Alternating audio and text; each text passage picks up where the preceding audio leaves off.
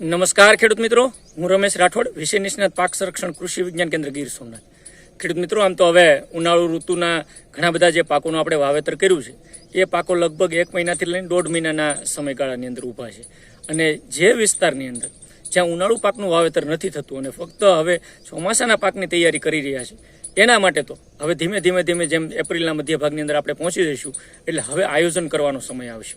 પહેલું આયોજન તો એ કરવાનું થશે કે હવે કયો પાક વાવવો.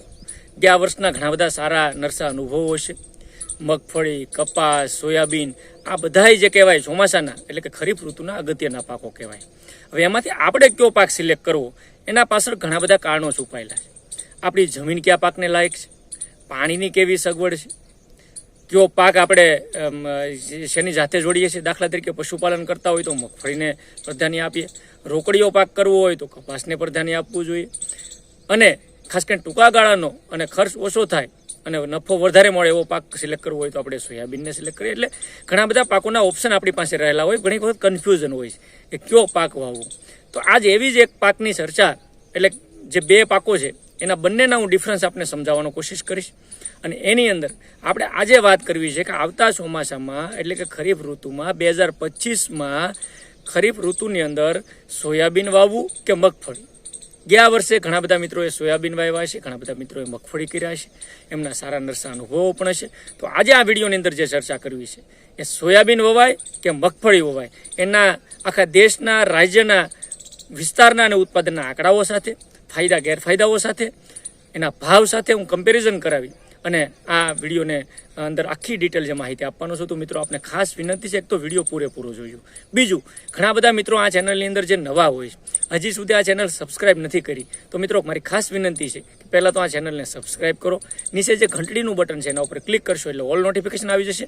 તમામ પ્રકારના વિડીયોના નોટિફિકેશન તમને મળતા થઈ જશે. અને જે પણ માહિતી હું અહીંથી આપું છું, પ્રમાણિકપણે જે ભલામણ પ્રમાણેની માહિતી અહીંથી આપું છું એ માહિતી તમને મળતી થશે અને એનો ઉપયોગ ખેતીની અંદર ક્યાંક ને ક્યાંક આપ કરતા થશો.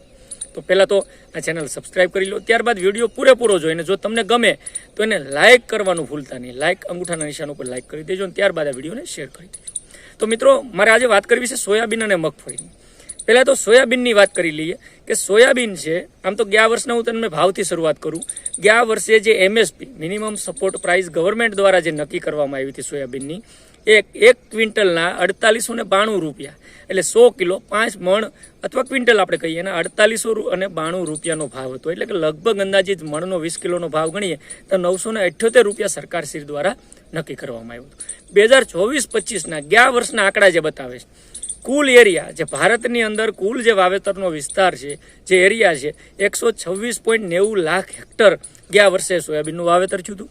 અને એની અંદર કુલ જે ઉત્પાદન છે આખા ભારતની અંદર સોયાબીનનું જે ઉત્પાદન હતું 133.60 લાખ મેટ્રિક ટન જેટલું ઉત્પાદન થયું. આ મેં તમને વાત કરી ભારત દેશની. હવે વધારે ઉત્પાદન કરતા રાજ્યો ક્યાં ક્યાં છે? ઠીક છે, આપણા માટે નવો પાક ગણી શકાય. છેલ્લા 3-4-5 વર્ષથી ગુજરાતની અંદર, ખાસ કરીને સૌરાષ્ટ્રના બેલ્ટની અંદર આ પાકનું ધીમે ધીમે વાવેતર વધ્યું છે. ખેડૂત મિત્રો સોયાબીનનું વાવેતર કરતા છે. આપણે અહીંયા માર્કેટની વ્યવસ્થા પણ ઊભી થઈ. પરંતુ જે લીડિંગ રાજ્યો કહેવાય, સૌથી વધારે ઉત્પાદન કરતા રાજ્યોની અંદર જો વાત કરીએ તો સૌથી પ્રથમ નંબરે આવે મધ્યપ્રદેશ, જે 53.48 લાખ હેક્ટરની અંદર જેનું વાવેતર થતું હોય અને સૌથી મોટો એરિયા કહી શકાય કે મધ્યપ્રદેશની અંદર છે. ત્યારબાદ મહારાષ્ટ્ર આવે, 51.36 લાખ હેક્ટર વિસ્તારની અંદર વાવેતર થાય. રાજસ્થાનમાં 11.25 લાખ હેક્ટર, કર્ણાટકમાં 4.57 લાખ હેક્ટર અને ગુજરાતની અંદર અંદાજિત 3 લાખ હેક્ટર. એટલે ધીમે ધીમે આ વિસ્તાર વધી રહ્યો છે અને એ રિપ્લેસ જે મગફળી અને કપાસ જેવા પાકોની જગ્યાએ આ પાક આપણે ધીમે ધીમે વાવી રહ્યા છીએ. એટલે કહી શકાય કે ટૂંકા ગાળાનો રોકડીઓ ઓછો ખર્ચ કરાવતો આ પાક છે. હવે સોયાબીનની પસંદગી શા માટે કરવાની એવા પ્રશ્નો ઘણી વખત આપણને થતા હોય. તો એક તો ટૂંકા ગાળાનો પાક છે, વધારે કમાણી કરાવી આપતો પાક છે.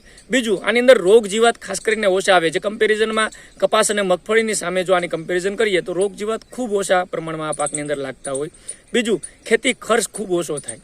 એના બિયારણ, ખાતર, દવાનો જે ખર્ચ જનરલી આપણે ગણતા હોય અથવા લણવાનો, કારણ કે આની અંદર હાર્વેસ્ટર પણ એવી ઘણી વેરાયટીઓ છે કે એની અંદર હાર્વેસ્ટર પણ મારી શકાય. જેમ ઘઉંની અંદર, ચણાની અંદર આપણે મારતા હોય તો સોયાબીનમાં હાર્વેસ્ટર પણ હાલે. એટલે મગફળી અને કપાસની સામે મજૂરી ખર્ચ પણ ખૂબ ઓછો લાગતો હોય. અને આનો BC રેશિયો, જે બેનિફિટ કોસ્ટ રેશિયો જેને કહીએ, અથવા નફા અને ખર્ચનો રેશિયો જે કહેવાય, એ 1.33 છે. એટલે સારો કહી શકાય કે 1.33 જેવો BC રેશિયો પણ આનો ખાસ કરીને જોવા મળતો હોય તો એ દ્રષ્ટિએ આપણે સોયાબીનને સિલેક્ટ કરી શકીએ. મિત્રો, આ સોયાબીનના પાકનો એક ગેરફાયદો જેને આપણે કહી શકીએ કે એ ગેરફાયદો કદાચ એ હોઈ શકે કે આના માટેનો જે પશુ માટેનો જે ચારો મળે છે, મગફળીમાંથી ખાસ કરીને પાલો મળે, એ સોયાબીનની અંદર મળતો નથી, એટલે ચારાનો લોસ જતો હોય અને ઘણી વખત માર્કેટમાંથી લેવો પડતો હોય, તો એ દ્રષ્ટિએ કદાચ એનો એક ગેરફાયદો ગણી શકાય. પણ મેં જે ફાયદા કીધા અને એક ગેરફાયદા કીધા એ પ્રમાણે આપણે નક્કી કરવાનું છે મિત્રો કે તમારે કયા પાકનું વાવેતર કરવું જોઈએ. તો એમાં સોયાબીનની આખી જે ખાસિયતો છે એ મેં ખાસ કરીને આના અંદર વર્ણવી. હવે મિત્રો, મગફળીની જો વાત કરીએ તો મગફળીના સૌપ્રથમ તો BC રેશિયો જે કહેવાય,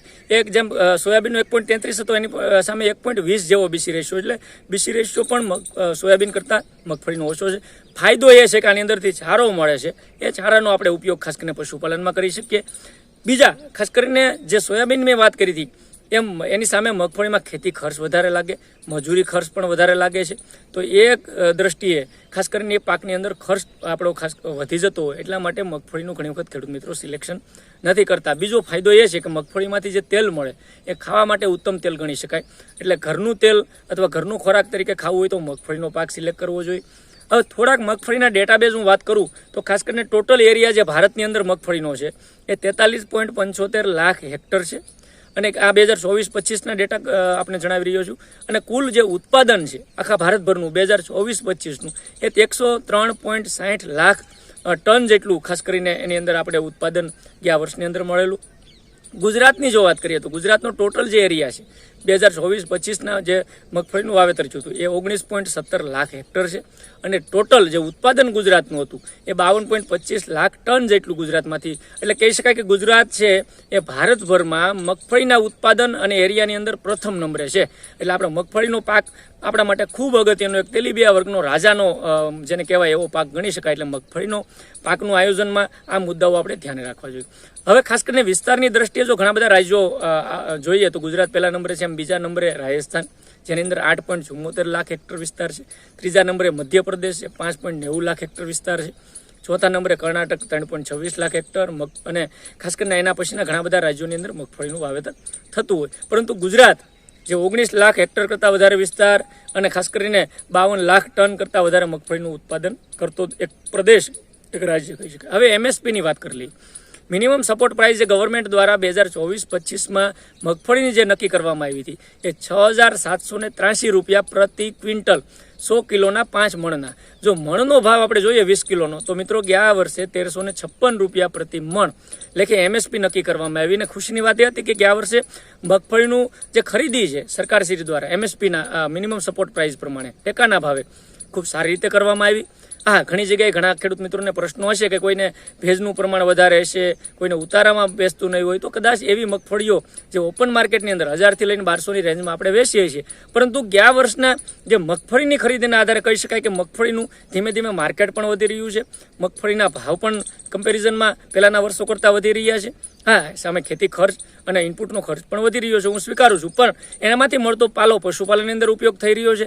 બીજું, ધીમે ધીમે ગામડાઓમાં તેલની જે મિલો શરૂ કરવામાં આવી છે અને એ તેલ ખાતો વર્ગ જ્યારે એક ઊભો જો છે તો એ વેલ્યુ એડિશન એટલે મગફળીનું તેલ કાઢી ડબ્બા ભરી અને એનું સારે માર્કેટિંગ કરીને પણ પૈસા મિત્રો આપણે કમાઈ શકીએ. તો આ બંને પાક જે મેં વાત કરી એમ કે મગફળી અને સોયાબીન આ બંનેમાંથી કયો પાક સિલેક્ટ કરવો, મારી ટૂંકીને ટચ વાત એ છે કે જેને પશુપાલન હોય, જેને ખર માટે ખાસ કરીને ખાવા માટેના જે તેલનો સોર્સ જોતો હોય તો એ લોકો મગફળીનું વાવેતર કરે, અને જે મિત્રો જેને પશુપાલન નથી અને ટૂંકી જમીનો હોય અથવા તો એને ફક્ત આ પાક લઈને બીજો પાક કરવાનો હોય, કારણ કે ટૂંકા ગાળાનો પાક પણ સોયાબીન કરી શકે, તો એ સોયાબીનનું આયોજન કરે.